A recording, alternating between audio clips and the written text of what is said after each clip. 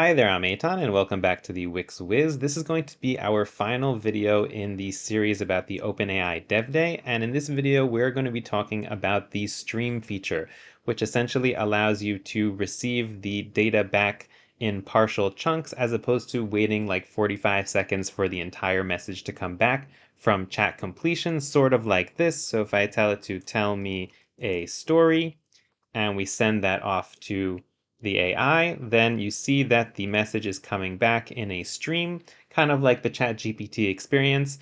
So we don't even need to show loading or anything like that because the user experience is quite instantaneous.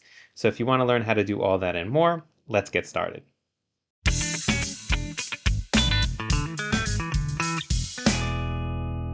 Okay, so here I am back in the playground, and we are going to be creating a simple Q&A where the answer will come back in stream format. And in order to do this, we're also going to need to set up Wix Realtime, and I'm going to show you how to do that. And for those of you who recall, we've touched on this topic before on the channel, but this is a new and updated version where we resolve some of the issues that we had with the previous version. So if you've seen the first version, you were kind of waiting around for this video, I hope that you find it helpful. And if it's your first time watching, then you know that this is the most updated one, and you don't have to go back and watch any of the other stream-related videos on the channel. So in order to get started, let's start off by creating a new file in the backend. So I'm going to go here to my backend files, click plus, new web module, and I'm just going to call this stream.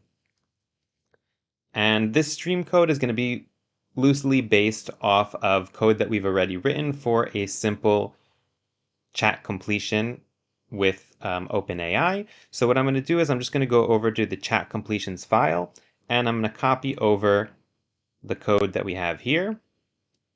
Whoops, Control C, Control A, Control C, and I'm going to head here to stream, and I'm just going to paste it right over here. And now let me zoom in a bit.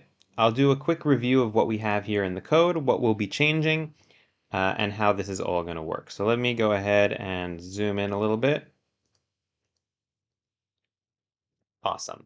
And now over here, so we could see just some example messages. Let me open it like that. And we have fetch imported, and here we're going to be doing something a little differently because instead of using fetch, we are going to be using the Axios package. And we've used it before in this series and some of our other videos about OpenAI. But if you don't have the package installed yet, then you'll want to go over here to Packages and Apps, and then just go over here and install the npm package Axios, which you can see that I have here from our previous tutorials. Once we have it installed, what we're just going to do here on top is import Axios from Axios. And then we're going to be using that later on. Here what we have is a function, so get chat completion. So we import our API key. We have our chat completions endpoint, which is the same endpoint that we're going to be doing streaming for. Currently, the Assistance API, the last time I checked, I don't know, maybe they've updated it since then, does not support streaming. So if you want to enable streaming with your application, then you're going to have to using the chat completions for now. And most of this is going to be the same. In terms of the body, what we're going to be doing is we're going to be changing this, and we're going to be changing it to stream true. Okay, so that's going to be a big part of what we're doing, and that basically tells the endpoint that we want to get back the information as a stream. If you've been watching the whole time and you're not sure what stream is yet, then basically it is getting the data back in chunks and not waiting for the entire completion to be complete before we get it back. So if we had to wait, let's say, I don't know, 40 seconds in order to get back our answers before, now we should start getting data right off the bat in chunks. So we'll have like partial sentences, which is very similar to what the ChatGPT experience is in general. Here we're going to be making some changes in terms of how we do these headers, and this is also going to be changing up a bit. So let me go ahead and get rid of these few lines over here. And I'm going to get rid of some of this stuff soon, but first what we're going to do is we're going to create an Axios client. And the way that we're going to do that is we're just going to say const client equals to, and then here we're going to have axios.create, And here within this, what we're going to pass in is our headers, which is going to be primarily our authorization. So it's going to be this authorization bearer API key. We're just going to pass that authorization. I hope I spelled it right. And we're going to pass in this. So same exact thing that we have here essentially. And we're just going to put that right over there. And this basically creates an authorized client within Axios that can make calls to the API without needing to provide the API key every time. I'm not going to go into a whole explanation of how Axios works. If you want to learn more about that, you can go ahead and check out their docs or some general Axios tutorials. And once we have that client, essentially we can use that client to make a post request. So I'm going to say here that const response equals to await, and then we're going to use that client dot post, and here we're going to pass in some information about the request. So one thing that we're going to pass in is this endpoint URL. Okay, so that's going to be the first thing that we pass in. We're going to be passing in our body. So I'm going to need to grab this body outside of our options here. So I'm just going to go over here and I'm going to say const body equals to, and it's essentially going to be equal to this, but we don't need to actually stringify it. So what I'm going to do here, yeah, sorry, I hope this doesn't get too confusing. Let me get rid of the stringify here. Yeah, so we just have our body as an object here, and we're going to be passing that in. So let me pass that right over here after our endpoint. And the last thing that we're going to want to do, which is also very important, is that we're going to specify the response type. And this is primarily why we're actually using Axios. We're not using the regular Wix fetch. And our response type is going to be stream. So this basically tells us what kind of response we're expecting and how we're going to handle it. And it exposes certain callback functions that we can use within the Axios response in order to actually access that stream data. So let's go ahead and kind of dive down into that response and what it's going to provide us. So once we get back our response, what we'll be able to do is we can tap into that response's data. So we're going to say response.data, and this data is going to have an event, and that event is data. So whenever that data event fires on the data, then it essentially means that a new chunk of data has come back through our stream. So essentially what's happening here, to simplify it, is that we make the request, and instead of just kind of waiting for a response, essentially we're opening up a communication between us and the server. And we can use this event listener to listen in and wait for those chunks of data as they come through that open stream.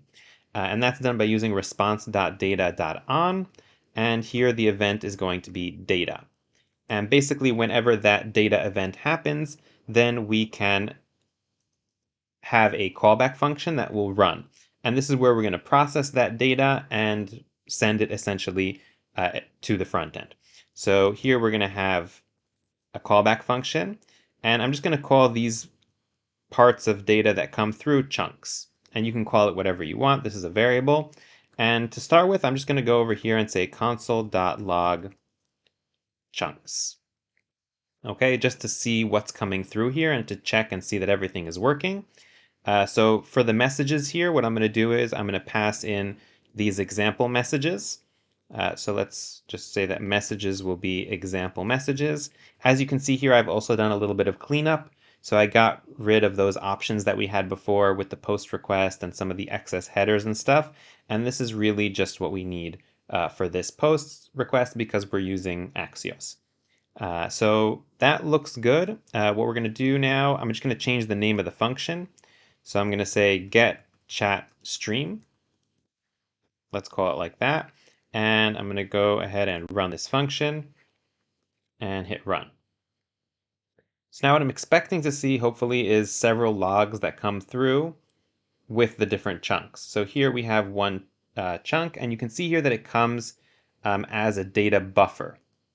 Okay, so these are two buffers that came through, so two pieces of data, and it makes sense because like my question and answer like the question was rather simple. So I expect maybe like one sentence to come back from the chatbot. So yeah, that makes sense.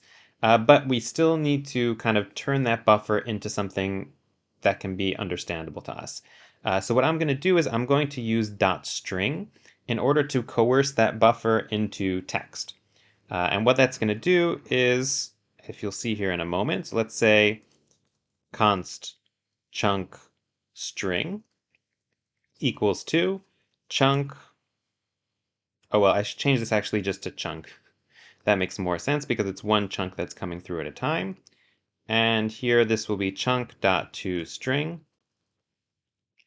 And here I'll log, instead of logging the chunk itself, I'll log the chunk string. Okay? And let's see what happens now if I send a request. Okay, so here you can see now that we're getting back a string already.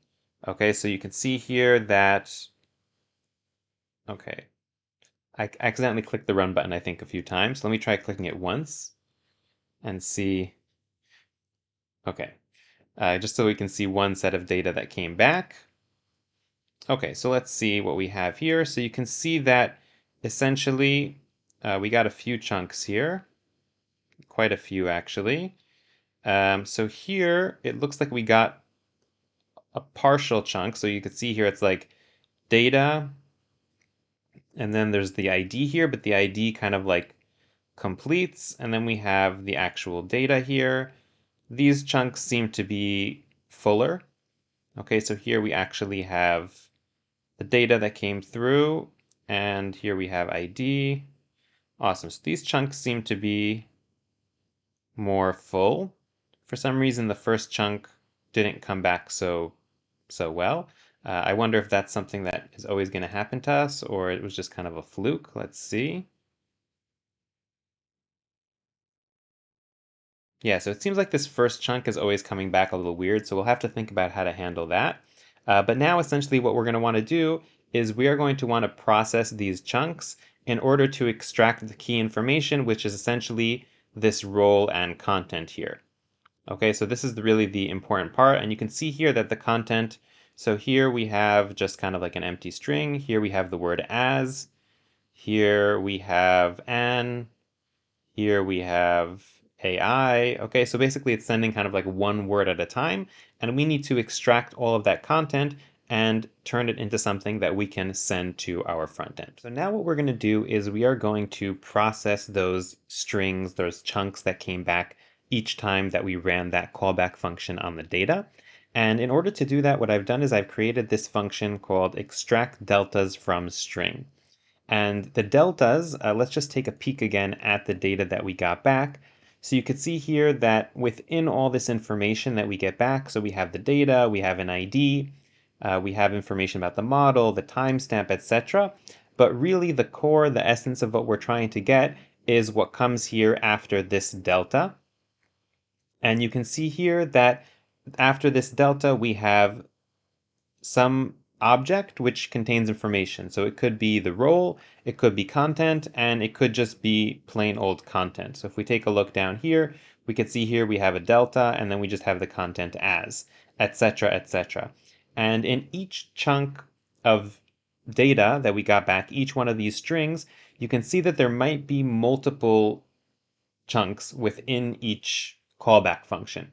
Okay, so each time we receive data, it might have several data chunks. So for example, this line 38, that's one console log of a data chunk. But you can see here that we have one data, two data, three data, three data. And it could be that there'll be two, and it could be that there'll be one. And essentially for each one of those datas, there's also going to be a delta. So in each one of these strings, we might have multiple deltas. So essentially what this function does is it identifies all of those deltas within one of those strings, within one chunk, and it turns them into an array using a regex. And then what we do essentially is run through that array and parse out just the object, which will contain either role and content or just content pretty much. So let's take a look and see what that looks like. So if I go, so I have one console log here which shows the delta matches.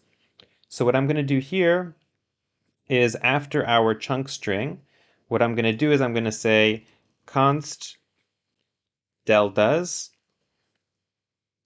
equals 2, and the function extract deltas from string, and then we're going to have chunk string.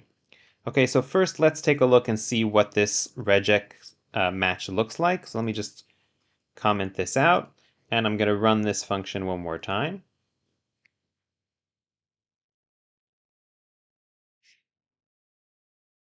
Okay, so these are what the matches look like. So here you can see that there's one match.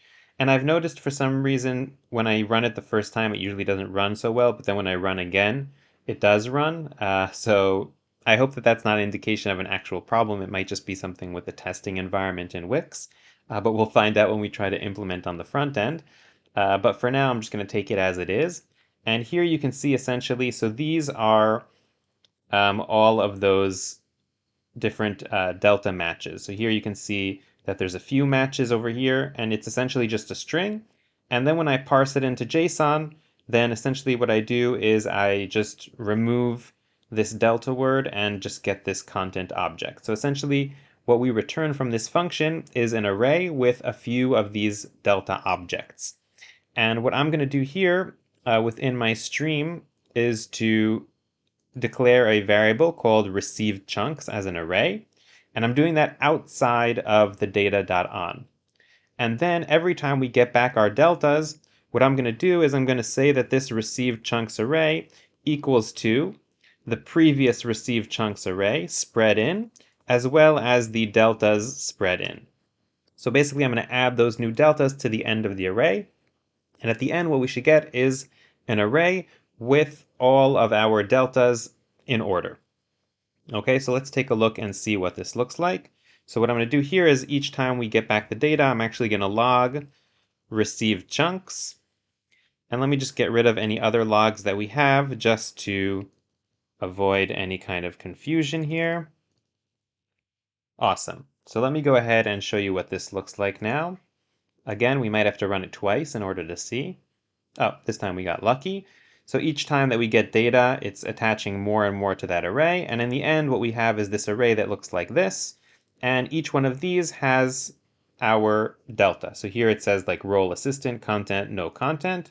And here we have the first word. So as an AI, comma, etc., etc. So now essentially all we need to do is we need to map that array of our deltas into a string. Okay, because essentially that's what we're going to want to pass to the front end.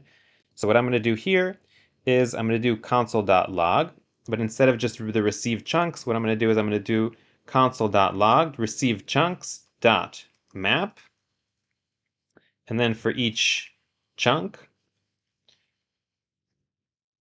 sorry, we're not going to want to map it. That's a mistake. Well, what we could do is I can map it to just strings, and then I can join them. I might be able to join it. Let's do it like that. I'm going to map it to just strings. So let's do chunk, and then here we'll have chunk dot content. Okay. And then what I'll do is I'll join them all. So dot join, and we won't have any separator. Okay, so let's take a look and see what this looks like. Here, so you see here, as an AI don't. Okay, and this is really a reflection of how this is going to look on our front end.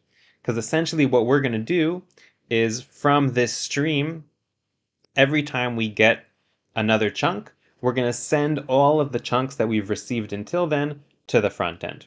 Okay, so this is a little different than the method that I showed in the previous video that didn't work so well. And there we were essentially sending each chunk as it came and attaching them all on the front end. Here what we're doing is we're arranging all of the chunks into an array, and each time we're going to send that array to the front end and organize it over there.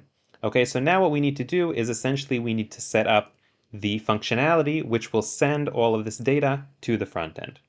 Okay, so in order to send the messages from the backend to the front end, we're going to be using something called Wix Realtime. And that essentially allows instantaneous communication within a website or even between different users on your website. And in order to implement that, we're going to start by going to our backend files. And I'm going to be creating two files here in the backend. So one is just going to be called real-time. And the other one is something that's going to be called real-time permissions. And that's not going to be, sorry, that's not going to be a JSW file. Let me go ahead and delete that. It's going to be a plain old JS file, and you can read more about it here in the documentations. So we're basically going to be implementing this real-time check permissions. And this is just kind of something that we have to do in order to prevent our real-time from bugging out. It's not going to have any real implications towards our real-time. To be honest, in the past, I haven't even implemented this permissions at all, and it usually worked rather smoothly, but I have been noticing more and more sites which have been bugging out without these permissions, so we're just going to add them to be safe. So what I'm going to do over here is add a new JS file, and this is going to be called real-time permissions, and I think I spelled that wrong. Permissions. And what we're going to do over here is I'm just going to copy this code. Go ahead and copy that right over here. And basically we have this function which Wix knows how to read. The function needs to be called whatever this is called here, real-time check permission. And essentially what we're going to be doing is we're just going to be getting rid of this code here in the middle. And we're saying that the permissions are going to be equal to read true, and we're returning those permissions. That means basically anybody will be able to read any of our real-time messages throughout all our channels and everything. Obviously, if your solution needs some kind of more complex permissions, then you should look into the documentation and implement the correct permissions that you need. But I'm just going to be currently leaving it wide open, and I'm just kind of implementing this to mark a check and to make sure that I don't encounter any errors in my implementation. So let's head over now to the real-time backend file that I just created as well. And here is where we're going to be creating a function which will essentially send or publish our messages to the front end. And we can find kind of boilerplate code here inside of Wix real-time backend. And if we go here into publish, okay, so I'm just going to copy this boilerplate code over here. And this isn't a tutorial about real-time, so I do have tutorials that explain in depth about how to use real-time and some practice exercises. So I'm kind of assuming that you have a basic understanding, or at least you can follow along with what I'm doing over here now. But I'm going to paste this right over here, and I'm going to create a function. So let's say export async function, and we're going to say send stream to front end. Okay, and this function is going to take our received chunks. Okay, and here we're going to have a channel. Okay, let's say this channel is called Chatbot. And we're also going to have something else here in this channel, and that's something called a resource ID. And this is kind of like a sub channel, and basically only the person that provides this resource ID when subscribing to the channel will receive a message that's sent to this specific resource ID. And we're going to get this resource ID also as a parameter from this function. So we're going to pass in resource ID here. And this is something that we're going to generate on the front end and also pass in to our getChatStream function when we call it from the front end. But we'll get to that in a moment. So this is going to be our channel. Let me just get rid of the quotation marks there. And why is this giving me an error? Cannot find name channel, and that's because I didn't move this inside of our function. So let's go ahead and do that. Awesome. So this essentially is what publishes the message to the real-time, and the message that we're going to be publishing is going to be our received chunks. Okay, so that's all we need to do over here. And now we want to call this function inside of our, inside of our stream file here. Okay, so what I'm going to do is I'm going to import this function. We don't need the parameters in there. And we're going to import that from, spelling is important, import from backend / realtime. And then what we're going to do over here is we are going to, when we get these received chunks, we are going to send them to the front end. So that's the received chunks. Where did I spell it wrong? I think here I spelled it right. I'm gonna bet on that. Okay. And here we don't need to return these. And here we don't need to do this technically, but we're going to do that on the front end. So I'm going to save this line of code. And the next thing we're going to need is the resource ID. So in order to get this resource ID, we're going to be passing it into the get chat stream along with our messages. So here we're going to have the resource ID. And let's just make sure here that we fix this. So we're not going to pass in our example messages anymore, but we're going to pass in the messages from the front end. Okay. And that's looking pretty good. So now we can hop over to our front end and do the setup that we need to do over there. So let me go to our playground page. And here, so we have some stuff set up here already. So we have this send button that's set up, and we have this ask question function, which handles the basic functionality of asking a question and handling the UI whenever a question is asked. But essentially, this is where the main action is going to happen. This is where we're going to be calling our function from the backend. So let's first start by importing get chat stream from backend / what did I call it? Stream. Okay, and this is what we're going to be calling. So we're going to be calling this over here. So get chat stream, and we're going to be calling it with some messages, which we have to figure out. And we're also going to be calling it with a resource ID, which we also have to figure out. Okay, so our messages essentially are going to be built using the user input. So we have our prompt over here. So let's just build out some messages. And we did this before as well when we were doing the simple chat completions. So let's just say const messages equals 2. And here we're going to put in our instructions for the bot. So it's going to be role assistant and content be nice. Okay. And then we're going to have our user input, which is going to be role user, and content is going to be prompt, which is essentially the input from our text input. Okay, so this is the input where the user puts in their text, and that is what we're using here for the prompt. And again, this is just a Q&A, so it's just one question, one answer. We're not implementing this currently inside of the chatbot, but once you have these building blocks, I'm hoping that you can use that in order to implement it there as well. And these are the messages, which I spelt wrong below. So that's what we're going to be passing in messages. That's what we're going to be passing in over here. And here, this AI content is going to be set somewhere else when we get back the message from our real time. So let's figure out the real time now. So what we're going to do is we're going to import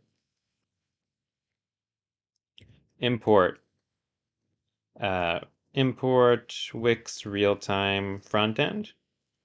Okay. And then what we're going to do is as soon as somebody reaches the page, we're going to subscribe them to Wix real-time. So we're going to say here Wix real-time frontend dot subscribe. And here we're going to have our channel. And here we're going to have a callback function. Okay. And this callback function will have a message inside of it. And this channel will need to be const channel, which we know that the name needs to be Chatbot. And we also know that we need to have a resource ID.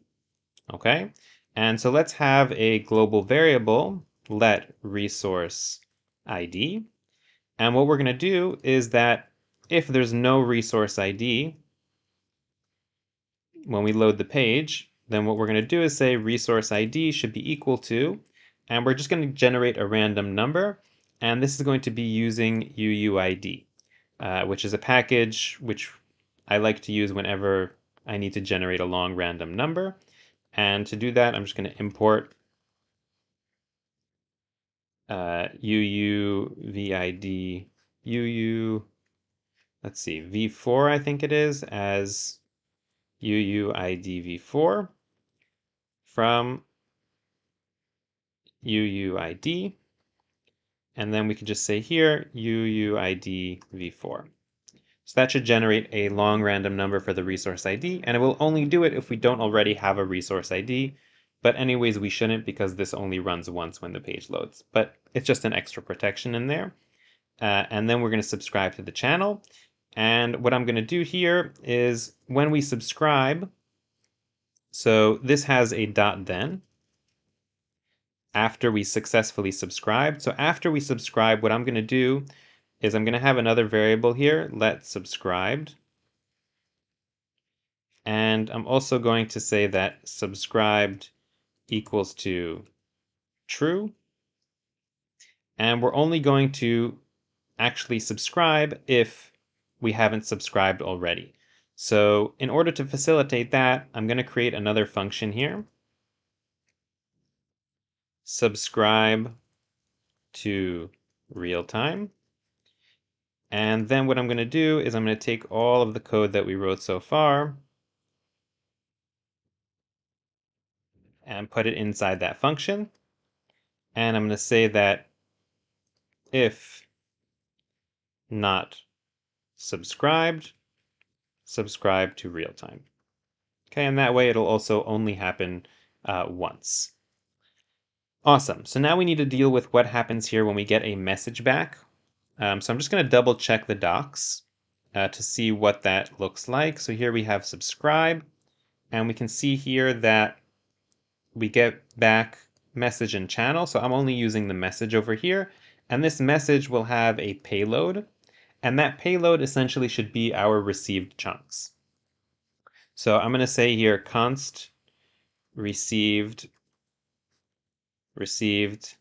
chunks equals 2, and then we're going to have message.payload. And now essentially what we want to do is we want to transform that into a string like we did in the front end. So I'm just going to copy over the code that we already wrote. So that's what we have right over here. And head back to the playground, and I'll say here const AI content equals 2, and then we'll have this code. And I see that I spelled received differently in each place. I before E. I before E except after C. I think that's the rule. So that means I did it wrong over here. I don't know. Shame on me.